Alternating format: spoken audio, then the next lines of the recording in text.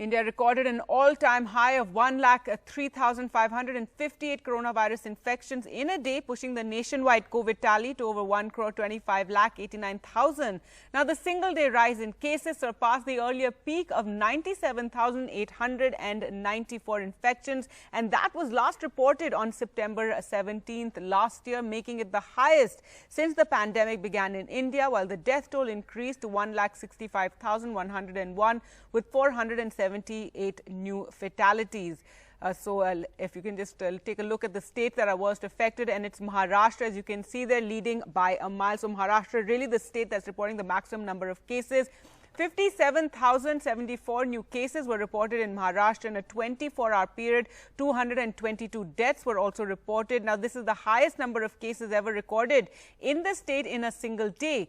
Pune has also recorded 12,472 cases, more than Mumbai for the second consecutive day. Mumbai recorded more than 11,000 cases, which is the highest number of cases they've reported in 24 hours. So now the government in Maharashtra has announced a slew of measures and restrictions, night curfew and a weekend lockdown. Well, to talk more about the situation in Maharashtra, we're joined by Dr. Shashank Joshi, member of the COVID Task Force Maharashtra. And sir, thank you so much for joining us on the show. Finally, stringent measures have been announced, not a total lockdown. All right, we will try and reconnect with Dr. Joshi, but several measures have been announced, as we said, in Maharashtra. There will be a night curfew.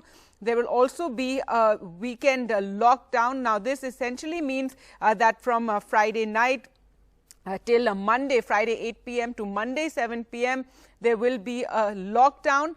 The rules come into effect from today. That means there will be a curfew from 8 p.m. to 7 p.m.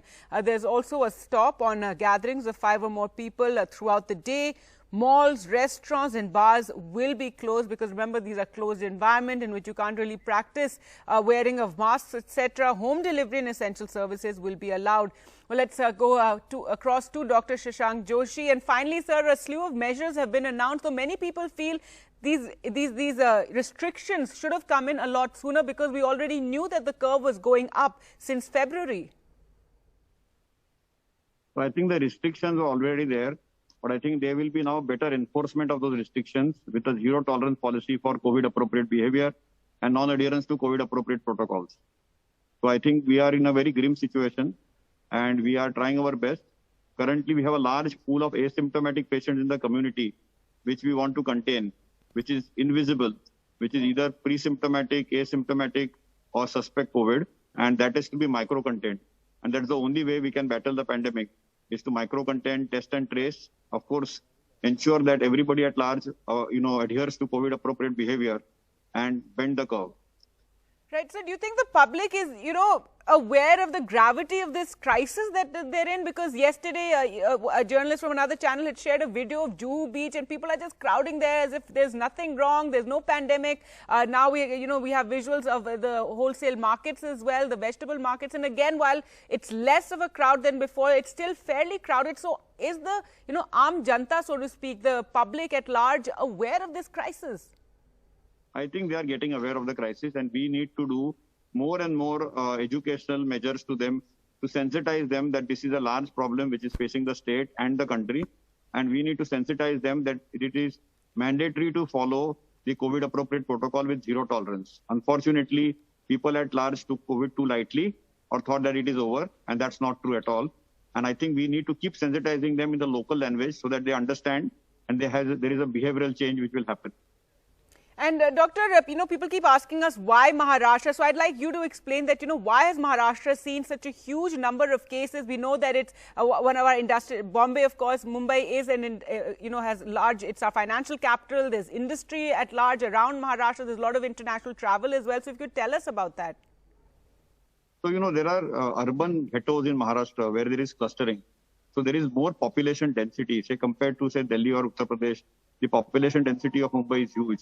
We have a large population which commutes through the local trains, almost 45 lakhs per day. We have a lot of population density, migration and mobility. And I think we still need to not be very, very strict on COVID compliance. And that is something which is non-negotiable. Masking is mandatory. And whether it is urban or rural Maharashtra, we need to do it on a war footing to beat this virus. So I think we will be able to do this.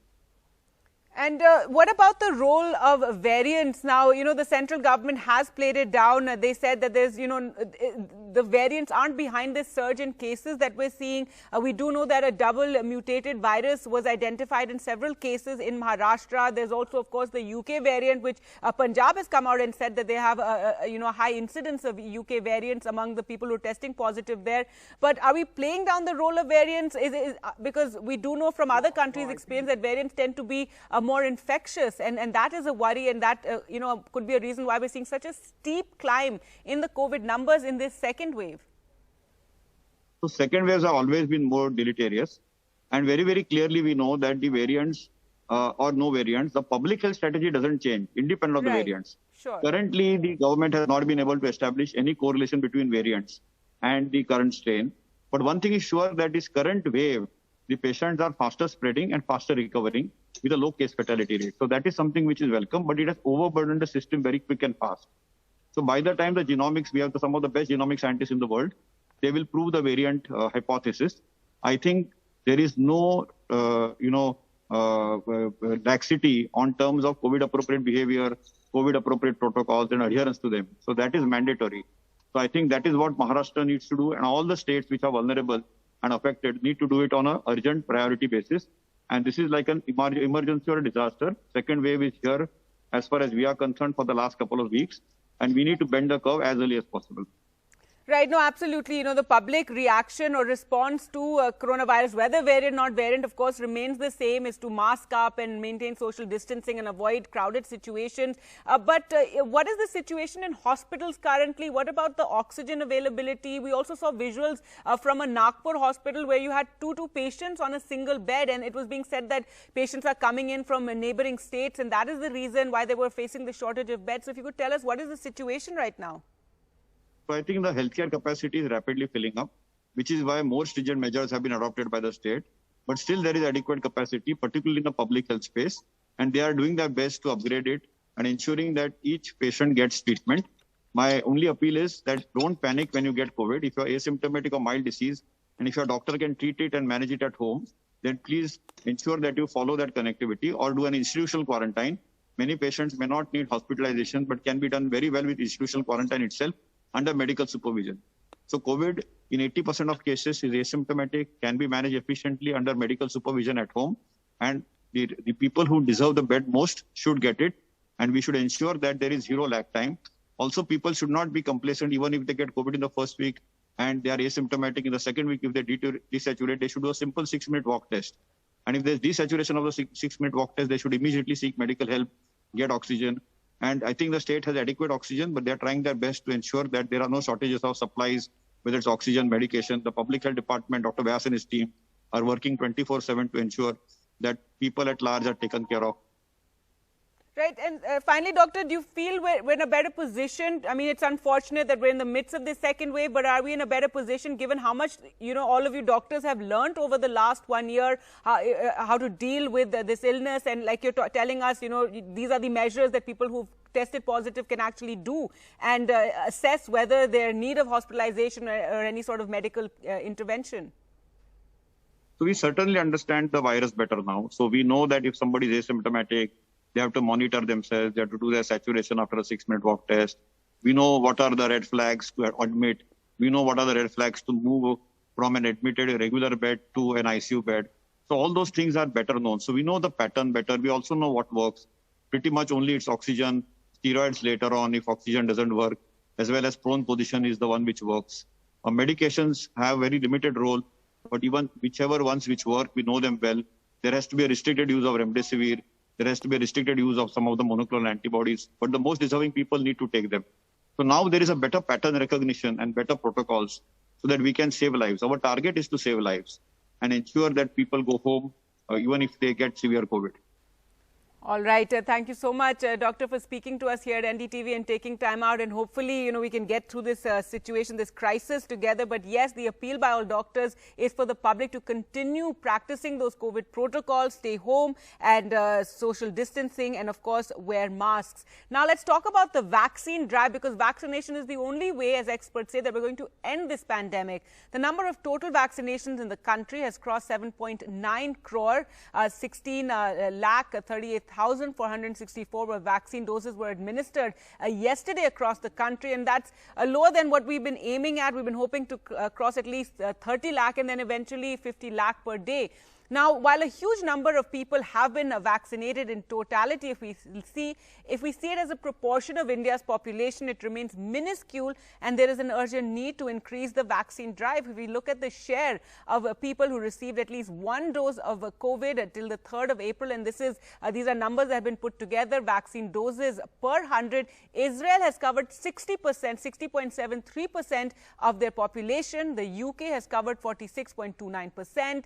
There's Chile. There's the United States that's covered 31.16% of its population in terms of doses per 100 people, while India has covered 4.76% of per 100 of its population. So there you can see the difference in terms of covering the entire population. Well, to talk more about what is ailing our vaccine drive and why aren't we vaccinating more people per day, we're joined by Dr. Anita Ramesh Chandra, specialist in clinical trials. And Dr. Anita, you've been with us many times and we've talked about this before, but again I'd like to focus on this issue of vaccine hesitancy, because even here in Delhi we're getting reports of certain vaccine centers that there are hardly any crowds, that people are going in, just a few every day, and doctors are waiting for the people to come in, nurses are waiting, and a lot of people are saying we want to wait and watch, we want to wait and see, and there's very real vaccine hesitancy. Why is this?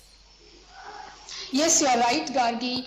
You will see more crowd in the malls, cinema halls, rather than in the vaccine center.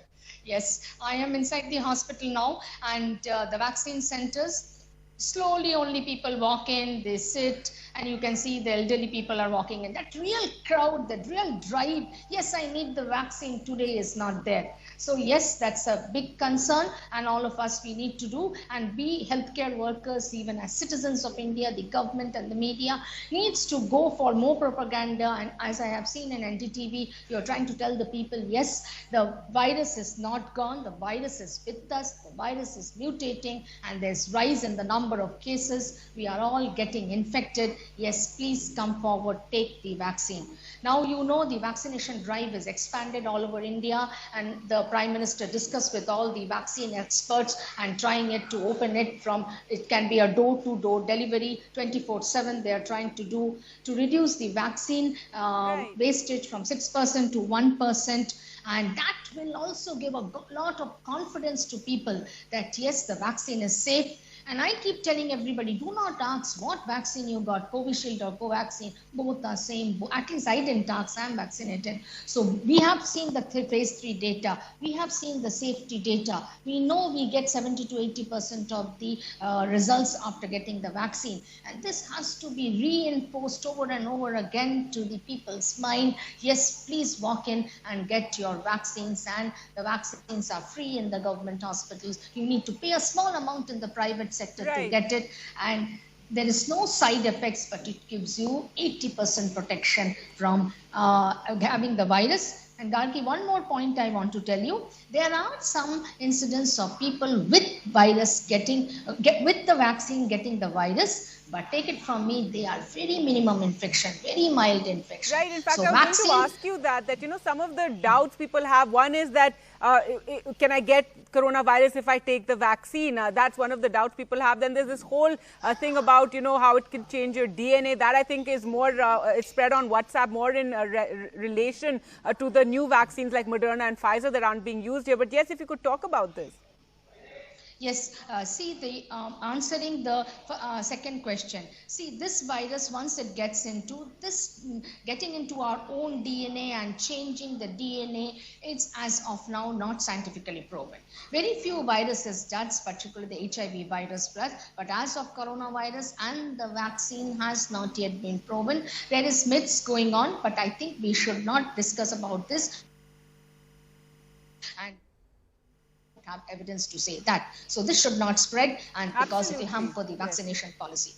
Yes, another thing is that the mutant strains are there, and we also need to see that we do not know. There are 3 mutant strains which are running: the UK, the Brazilian strain, the South African strain. But this Covaxin, which is there, manufactured by Bharat Biotech in India, has the whole entire viron inside that is inactivated, so it can tackle most of the mutations. So we'll be able to give the vaccine even whatever the mutants are. Again, another point to be made. With the change in mutation, we do not have data to say that it is more infectious or it is more fastly spreading or the symptoms are less. We cannot say, but this much we can say: yes, mutant strains are there in the country, outside the country, and in India we do have double mutations also present. But then don't lose your guards, take everything seriously. We have vaccines, we need to wear our masks, we need to maintain social distance. We have to go by the appropriate COVID protocols, maintain the 5 points: trace, treat, vaccinate, and maintain distance. That has to be there. Right, Doctor, another question we get very often is about how people are surprised that perhaps we'll have to take a vaccine every year. Right now, we still don't know how long, the vaccine protection will last. So, that's a question we get very often, and that again creates doubts. So if you could answer that. Yeah, see, this pandemic, how long it will last, we do not know. See, if you go and see the vaccination history like polio, mumps, measles, there is a time limit after which the vaccine is not needed because you don't get it infected. Like smallpox, we have eradicated. We don't take vaccine for smallpox anymore. Same thing is with coronavirus. If coronavirus continues, yes, you might have to take a vaccine, but then that is just a small shot and that gives you huge protection against the virus. Why not? You should take it. If the pandemic dies off, you may not need the flu vaccine anymore. So I think it should be taken in that way. And Gargi, one more important point, there are many more vaccines which are coming in line. Some of them are nasal vaccines. You just put a drop, particularly for children. Some are single dose vaccines. Yes, makes life much more easier. It's easier to take. But so I will request the public, do not worry. Even if it is another shot, please take it. It is for your own safety till the pandemic is over. That's right, and vaccines is the only way we're going to defeat this pandemic, and it can only happen if we do it together. Thank you so much, Dr. Neeta Ramesh Chandra, for joining us again on the show and talking about these doubts that are being raised among people, vaccine hesitancy, a big obstacle in our vaccine drive, one that we have to overcome. Thanks for joining us.